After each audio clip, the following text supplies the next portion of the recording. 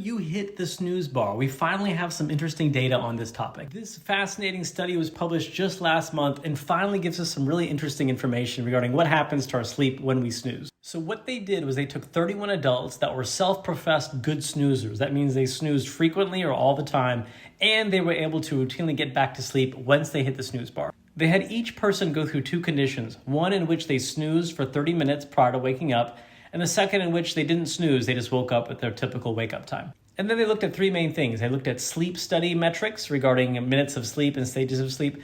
They looked at cognitive performance, and they looked at their subjective report on a variety of scales. So what did it show? Well, the main thing when it came to minutes of sleep during that final 30 minutes, whether you snooze or didn't snooze, people that snooze slept an average of 23 minutes during that final 30 minutes. Whereas if you're allowed to just sleep through and not snooze, you slept 29 of those minutes. So the snoozers slept 6 minutes less on average, which is not terrible. Next, they tested cognitive performance, including arithmetic, working memory, episodic memory, and a fascinating test known as a Stroop test, which you see behind me, in which you have to name the color, not the word that's written, but the color of the words. This would be blue, red, purple. It's hard to do. Take a screenshot and try it.